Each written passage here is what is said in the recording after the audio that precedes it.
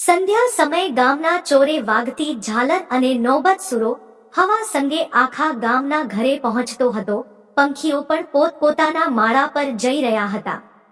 આટલા સુંદર વાતાવરણની વચ્ચે ફળિયામાં ખાટલો ઢાળી સૂતેલા સવિતાબહેન એટલા ઊંડા વિચારોમાં ખોવાઈ ગયા હતા કે ડેલીએ પડતો ખટુકાનો અવાજ એના કાનમાં પડતો ન હતો. પણ પોતપોતાના માળા પર જઈ રહ્યા હતા. આટલા અંતે ડેલી ખોલી સવિતાબહેનના શેઢા પાડોશી કાનભાઈ ફળિયામાં આવ્યા અને મોટેથી બૂમ પાડી, "જમનિયા!" ત્યાં તો સવિતાબહેન ઝબકી ગયા. ખાટલેથી બેઠા થઈ બોલ્યા, "એ આવો કાનભાઈ, આજે તો તમે ભૂલા પડ્યા કાનભાઈ. મોટી તું હવે બહેરી થઈ ગઈ એ નક્કી." ક્યારનો ડેલીનો ખટુકો ખખડાવતો હતો. જમનિયાના નામનો સાદ પાડ્યો, છતાં કેમ બોલી નહીં? શેની ચિંતામાં પડી ગઈ મોટી? "મારો ભાઈ ક્યાં ગયો જમન?" "સવિતાબહેન, તમારા ભાઈ દૂધ ભરવા ડેરીએ ગયા છે. આવતા હશે હમણાં. તમે બેસો. ભાઈ બહેરી તો હજુ નથી થઈ, પણ જો મારા છોકરા પવલાની ચિંતામાં ગાંડી જરૂર થઈ જઈશ." કાનભાઈ એક તો મારો દીકરો ઓછું ભણેલો, ઉપરથી ખેતીનું કામ કરે અને અહીં ગામડે રહે, અને 32 વર્ષનો થઈ ગયો. હવે આપણી નાતમાં કોણ દીકરી આપે? હું પણ હવે થાકી છું. મારાથી કામ પણ થતું નથી, અને મારા ગયા પછી બાપ દીકરાનું કોણ? કાનભાઈ, મેં તો પવલાને ખૂબ સમજાવ્યો કે પર નાતમાં કરી લે, પણ મારું તો એ ક્યાં માને જ છે.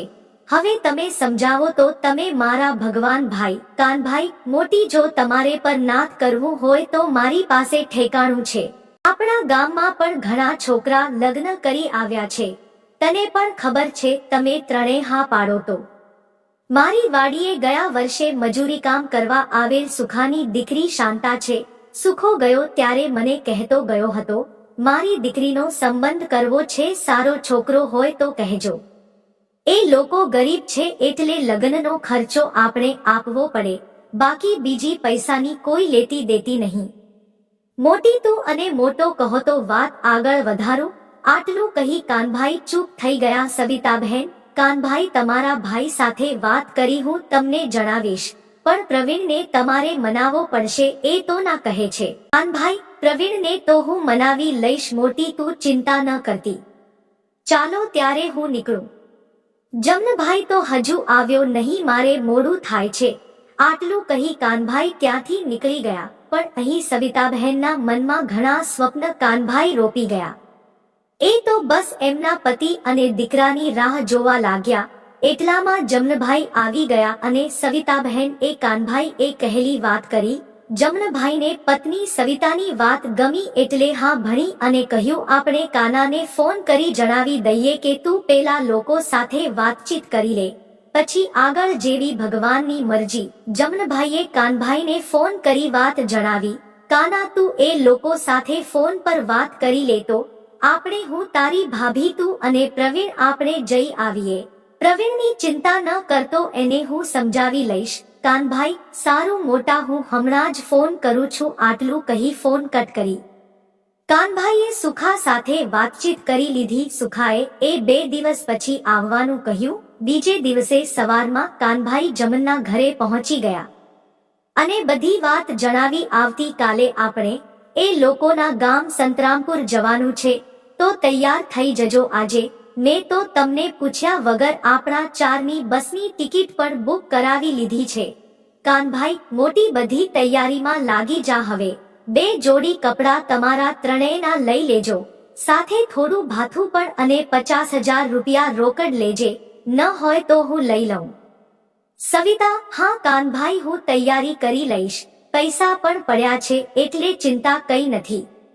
કાલે આપણે કેટલા વાગે નીકળવાનું એ કહો. કાનભાઈ, બપોર પછી 4 વાગ્યાનો બસનો સમય છે, એટલે ઘરેથી 3:30 નીકળી જશું. હવે હું ઘરે જાઉં છું. કંઈ કામકાજ હોય તો ફોન કરજો. બીજે દિવસે બધી તૈયારી કરી 4 જણા સંતરામપુર જવા રવાના થઈ ગયા. બીજે દિવસે સવારે 7 વાગ્યે સંતરામપુર બસ સ્ટેન્ડ જવા ઉતર્યા કે સામે સુખો અને એની પત્ની રડી ઊભા હતા. સુખો એના શેઠ કાનભાઈને જોઈ બહુ ખુશ થઈ ગયો અને બોલ્યો, આવો શેઠ, રામ રામ. ચાલો અહીંથી આપણે મારા ખેતર પર જશું. આમ પગપાળા ચાલતા વાતો કરતા કરતા ખેતરે પહોંચ્યા. સખાએ શેઠને ખેતર બતાવ્યું. ખેતરમાં સામે ઊભેલી નાનકડી રૂમ બતાવી. આ બધું જોઈ સવિતાનું મોઢું બગડી ગયું. મનોમન બોલી, આ લોકો એક તો સાવ નાના ગામડાના અને મકાન પણ ઝૂંપડી જેવું, તો આની છોકરી કેવી હશે. સુખાએ ખાટલો ઢાળી દીધો અને ત્યાં બેસવાનું કહી તે એના ઘરમાં ગયો અને સવારથી તૈયાર બેઠેલી શાંતિ થોડી ભીનેવાન 26 વર્ષની હતી, પણ નાની છોકરી જેવી દેખાતી, એકદમ સુકલકડી કાયા, મોટી મોટી આંખો, ગુલાબી કલરનો કમખો, પીળો ચણિયો, માથે લાલ કલરનું ઓઢણું ઓઢી એના પિતા સાથે મહેમાનો માટે પાણી લઈ આવી. શાંતિએ મહેમાનોને પાણી આપ્યું, બધાને રામ રામ કહ્યું. સુખો, શેઠ, આ મારી પોયરી શાંતિ છે. શાંતિ પાણી આપી ઘરમાં ચાલી ગઈ. સુખાએ શેઠને પૂછ્યું, આ તમારો પોયરો છે? કાનભાઈ, મારો ભત્રીજો થાય. આ જમનભાઈ અને સવિતા ભાભીનો દીકરો પ્રવીણ છે. કેવો લાગ્યો અમારો પ્રવીણ? સુખો, શેઠ, તમે ઠેકાણું બતાવ્યું એમાં કહેવું પડે કઈ.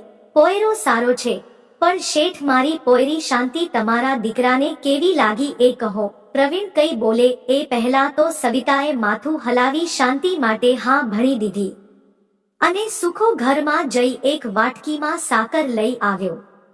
બધાના મોઢા મીઠા કરાવ્યા. વાત પાકી થઈ ગઈ. ફરી શાંતિને બહાર બોલાવી. સવિતાએ એક લાલસાડી, નાકનો દાણો અને પગની પાયલ હાથમાં આપી ઓવારણા લીધા અને લગ્ન સવારે શિવમંદિરે રાખવાનું નક્કી કર્યું. આવેલા મહેમાનોને રાત્રિ રોકાણ શિવમંદિરે રાખ્યું. સવારે વિધિસર લગ્ન થઈ ગયા. બપોરે 2 વાગ્યે શાંતિએ ભીની આંખે વિદાય લીધી. વહેલી સવારે પ્રવીણના ઘરે પહોંચી ગયા. ગામમાં વાયુ વેગે વાત ફેલાઈ ગઈ કે પ્રવીણ વહુ લઈ આવ્યો. પ્રવીણની વહુને જોવા ગામ ઉમટી પડ્યું. આજે સાંજ ક્યારે પડી ગઈ ખબર નથી. સાંજ પડતા સવિતા રસોઈમાં કરવામાં વ્યસ્ત થઈ ગઈ અને શાંત ફળિયામાં એકલી બેઠી હતી. અચાનક બોલી, માં દાડિયો આયો, માં દાડિયો આવો બોલવા લાગી. સવિતા બહાર આવી, પણ એ કઈ સમજી નહીં. ફળિયામાં બિલાડો હતો એટલે થયું બિલાડાને દાડિયો કહેતી હશે. અને શાંતિ પગથિયા ચડી અગાશી એ ગઈ. 1 કલાક પછી નીચે આવી. ત્યાં પ્રવીણ આવ્યો. એને જોઈ શાંતિ બોલી, આવો ઘણી, જય શ્રી કૃષ્ણ. પ્રવીણ આ સાંભળી ખડખડાટ હસવા લાગ્યો. બોલ્યો, મમ્મી તે શીખડાવ્યું લાગે. ત્યારે શાંતિ બોલી, સવારે કાનબાપો આયો તારે? માં બોલી, એટલે હું પણ બોલી. આમ શાંતાનો એક દિવસ પસાર થઈ ગયો. બીજે દિવસે સંધ્યા સમયે ફરી બોલી, માં દાડિયો આયો, માં દાડિયો. આજે સવિતા એ પૂછ્યું, શું કહે છે તું? કોણ આવ્યું? શાંતિએ આભ સામે આંગળી ચીંધી બતાવ્યો. ત્યારે સવિતા હસતી બોલી, ગાંડી, એને દાડિયો નહીં ચાંદો કહેવાય. શાંતિ અગાસી પર રોજ એના દાડિયા સાથે સુખ દુઃખની વાતો કરતી. સમય પસાર થવા લાગ્યો. 1 વર્ષમાં તો શાંતિની પેરોડ બદલી ગઈ. માને મમ્મી કહેતી થઈ ગઈ. ભાષા પણ આવડી ગઈ. ઘરનું બધું કામ પણ શીખી ગઈ અને જાણે કોઈ શહેરની છોકરી હોય એવી લાગવા લાગી. એ જોઈ લોકો પણ શાંતાને કહેતા, તારી બહેન હોય તો કહેજે. શાંતા કઈ જવાબ આપતી નહીં. એટલે લોકો કુંવારા દીકરાનું ઘર બંધાઈ જાય એ આશાએ લોકો કાનભાઈને આવી વહુ શોધી આપવા માટે ભલામણ કરતા. પણ કાનભાઈ બધાને કહેતા, દુનિયામાં એક કોહિનૂર છે જે સવિતાને મળી ગયો. હવે શાંતિ જેવી વહુ મળવી મુશ્કેલ છે. શાંતાને જે પણ જોતા એ સવિતાને પૂછતા, શું આ ગામડાની છોકરી છે? આવી નવી નવી સ્ટોરી સાંભળવા માટે લાઈક કરી, શેર કરી, ચેનલને સબસ્ક્રાઇબ પણ કરી દો. આભાર.